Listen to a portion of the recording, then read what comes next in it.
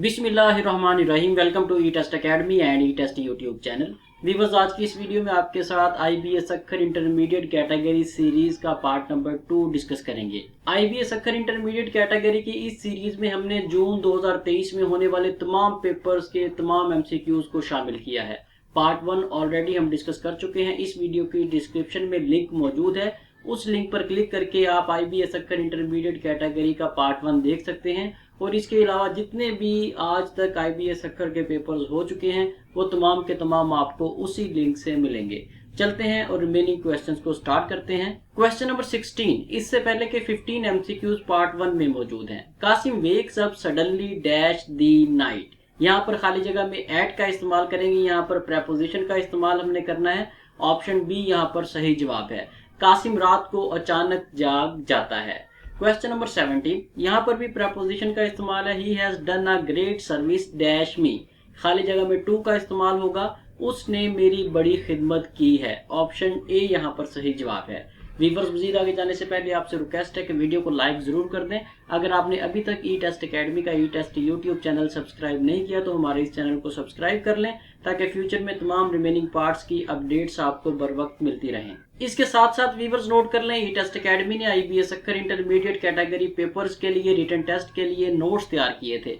ये ऐसे नोट्स थे जिसमें तमाम करंट एंड पास्ट पेपर्स को शामिल किया गया था। उन नोट्स में मौजूदा जून 2023 के तमाम क्वेश्चंस को, तमाम पेपर्स को शामिल कर दिया गया है। अगर आप अप टू डेट IBS अक्खर इंटरमीडिएट कैटेगरी के नोट्स हासिल करना चाहते हैं तो ई टेस्ट अकेडमी के ऑफिशियल व्हाट्सएप कॉन्टैक्ट नंबर पर राब्ता करें और घर बैठे ये नोट्स बजरिया डाक हासिल करें। इसके अलावा पाकिस्तान में जितने भी गवर्नमेंट की जॉब्स आती हैं, तमाम जॉब्स के रिटन टेस्ट और इंटरव्यू की तैयारी के लिए आप ई टेस्ट अकेडमी से ऑनलाइन नोट्स मंगवा सकते हैं।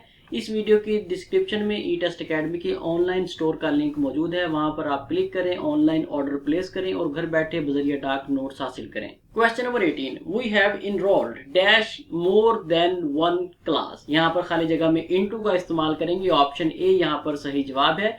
आपने एक से ज्यादा क्लासों में दाखिला लिया है। वीवर्स, यहाँ पर एक पिन पॉइंट नोट कर लें। आप तमाम साबका पेपर्स उठा लें IBS अक्खर के, चाहे वो सिंध पुलिस है, चाहे वो कोई भी डिपार्टमेंट है, चाहे वो सिंध का है, पंजाब KP के या गिलगित बल्तिस्तान का है। तमाम पेपर्स में कमो बेश 5 से 10 नंबर प्रेपोजिशन के लाजमी आते हैं, इसलिए प्रेपोजिशन के टॉपिक को लाजमी तैयार करें। यहाँ पर कैंडिडेट्स परेशान हो जाते हैं कि प्रेपोजिशन का टॉपिक हम कहाँ से तैयार करें, क्योंकि ये मैट्रिक लेवल पर या इंटरमीडिएट लेवल पर कैंडिडेट्स ने तैयार किया होता है और अब उनके पास ना मवाद होता है और ना उन्हें पता होता है कहाँ से करें। आप लोगों की आसानी के लिए आपके सामने स्क्रीन पर ये देखें, ये एक बॉक्स है। इस बॉक्स के अंदर आई बटन शो होगा। इस आई बटन पर आप क्लिक करेंगे तो यहाँ से आपको 2 वीडियो ऐसी मिलेंगी। ये 8-8, 10-10 मिनट की 2 वीडियोस हैं, जिन्हें तैयार करने से आप आने वाले पेपर्स में कम और बेश 5 से 10 नंबर आसानी से ले सकेंगे। 10 मिनट की वीडियो देखने से अगर आपको 5 नंबर या 10 नंबर मिल जाए आने वाले पेपर्स में, तो और आपको क्या चाहिए। ये 2 वीडियोस लाजमी देखें।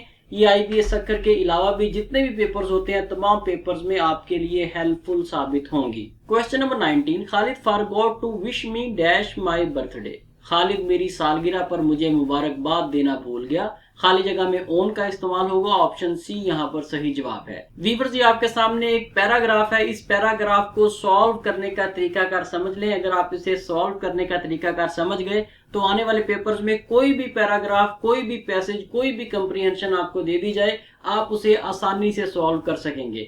याद रखें, IBS अक्खर के पेपर में ये पैराग्राफ, ये पैसेज लाजमी आता है। 100% है कि आपको आने वाले पेपर्स में भी पैसेज, ये कंप्रीहेंशन दी जाएगी और हर पैराग्राफ के साथ 10 MCQs होंगे, 10 MCQs होंगे। उन MCQs को आपने पैराग्राफ को पढ़ने के बाद हल करना है। जो 10 MCQs होंगे उन्हें सॉल्व करने का तरीका कार क्या होगा। उन्हें सॉल्व करने का तरीका यह है कि इस पैराग्राफ को आपने पढ़ना है, 1 बार पढ़ना है, 2 बार पढ़ना है, 3 बार पढ़ना है। जितनी बार आपको समझ ना आए आप उतनी बार इसको पढ़ते जाएं। लेकिन एक बात ज़हन में रखें कि पैसेज को सॉल्व करते हुए आपने पेपर के एंड पर सॉल्व करना है। आपने तमाम सवालात हल कर लेने हैं, उसके बाद आपने पैराग्राफ को, पैसेज को या इस कंप्रीहेंशन को पढ़ना है। 2, 3, 4 बार जब आप पढ़ेंगे तो आपको ये पैराग्राफ समझ आ जाएगा। डल से डल स्टूडेंट भी अगर इस पैराग्राफ को 2 से 3 बार पढ़ेगा तो वो कमो बेस जो है 50% MCQs आसानी से सॉल्व कर सकेगा। आपने इस पैराग्राफ को पहले पढ़ना है। पढ़ने के बाद फिर आपने क्वेश्चंस को पढ़ना है, सवालात को पढ़ना है। जो सवालात होंगे उनके जवाबात आपको इसी पैराग्राफ में मिलेंगे।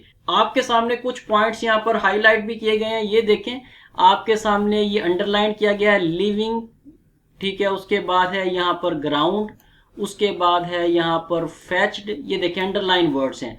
इन अंडरलाइन वर्ड्स को आपने ब्रीफ करना है मुख्तलिफ क्वेश्चन में जो आगे जाकर हम डिस्कस करेंगे। ये क्वेश्चन नंबर 20 से लेकर 29 तक 10 MCQs ऐसे हैं जो इस कंप्रीहेंशन को पढ़ने के बाद सॉल्व होंगे। इन 10 सवालात के जवाबात इसी पैराग्राफ में से हमने पढ़कर ढूंढ कर लिखने हैं। इस पैराग्राफ को मैंने तो पढ़ लिया है, आप इसे पढ़ लीजिएगा। आगे चलते हैं और इसे सॉल्व करते हैं क्वेश्चंस को। क्वेश्चन नंबर 20 है, which of the following may be the most suitable topic or title of the above passage. ये जो ऊपर वाला पैराग्राफ था, ये जो पैराग्राफ आपके सामने है, इसका टॉपिक क्या होना चाहिए। व्यूअर्स, इस पैराग्राफ में काम पर रोशनी डाली गई है, काम करने की जो अजमत है वो बयान की गई है। यहाँ पर ऑप्शन बी को हम टिक करेंगे, dignity of work and self help, यानी कि काम की अजमत और अपनी मदद आप करना, ये दो चीजें इस पैराग्राफ में बयान की गई हैं। इसलिए ऑप्शन बी जो है ये सूटेबल आंसर है। ये आंसर हमें कैसे पता चला, पैराग्राफ को पढ़ेंगे तो ये आंसर हमें पता चल जाएगा।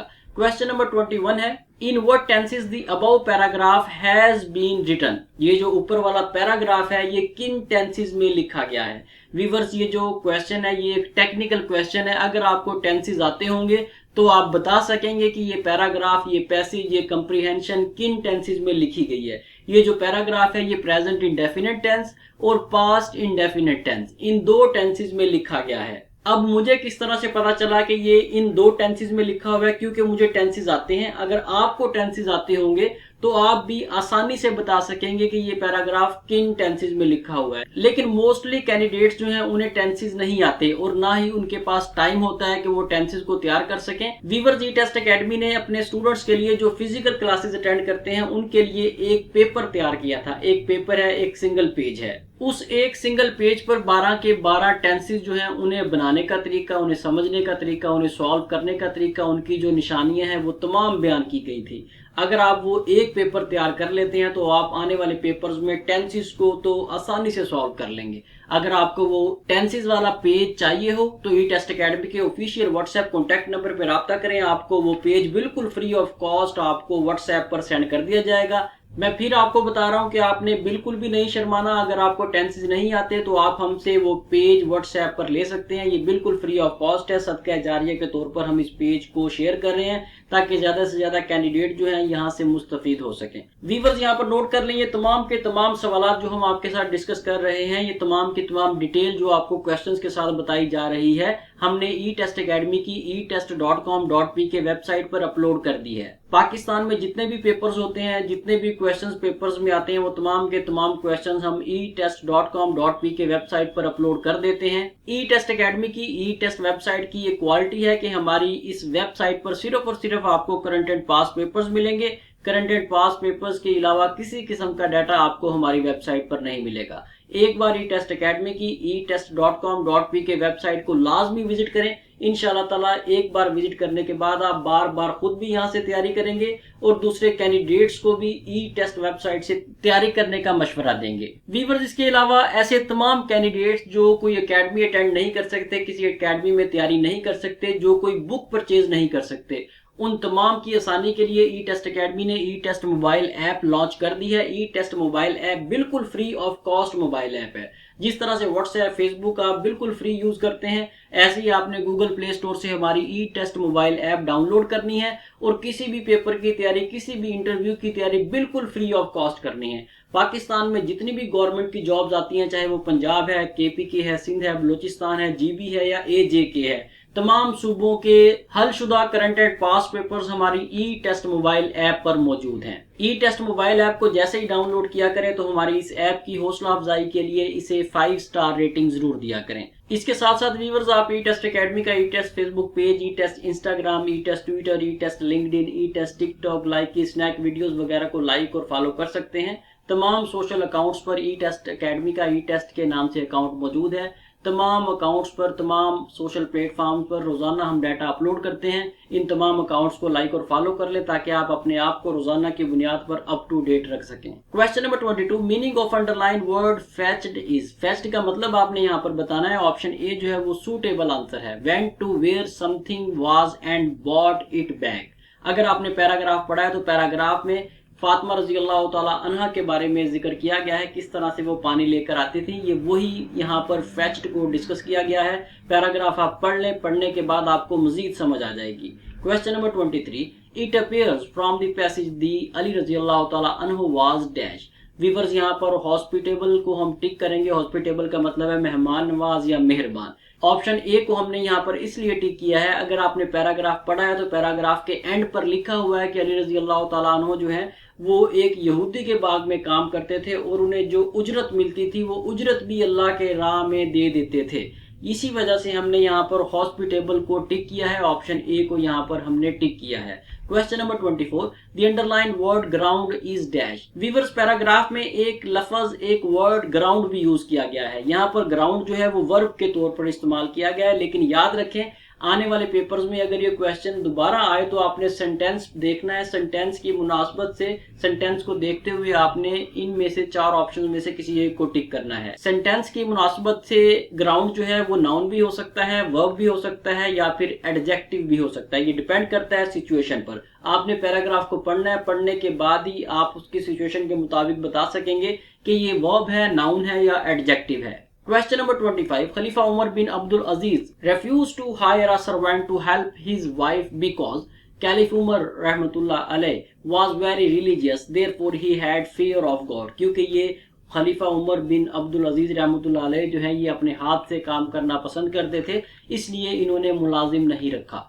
Question number 26, the underline word living means. Living का मतलब है आ वे आर स्टाइल ऑफ लिविंग। किस तरह से आप अपनी जिंदगी गुजारते हैं, किस तरह से आप रहते हैं, आपका रहना सहना, ये तमाम चीजें जो हैं ये लिविंग के जुमर में आएंगी। Question number 27, the underline word transcribing means. Transcribing का मतलब है नकल करना, कॉपी करना। वीवर्स यहाँ पर ऑप्शन ए जो है recording something in written from the original, ये ज्यादा सूटेबल आंसर है बजाय बी सी डी 3 ऑप्शंस के, इसलिए हमने ऑप्शन ए को यहाँ पर टिक किया है। The underlined phrase gave away wages means gave regular amount of earned money as a gift or good deed। यहाँ पर ऑप्शन सी सही जवाब है। अगर आप पैराग्राफ पढ़ेंगे तो पैराग्राफ के एंड पर जहां पर ये लिखा गया है कि अली रजी अल्लाह तआला अन्हु जो है इन्होंने यहूदियों के बाग में काम किया, वहीं पर यह भी लिखा हुआ है कि जो उन्हें उजरत मिलती थी वो रोजाना की बुनियाद पर जितनी उजरत उन्हें मिलती थी वो उसमें से एक बहुत बड़ा हिस्सा जो है वो अल्लाह की राह में चैरिटी कर देते थे, दे देते थे।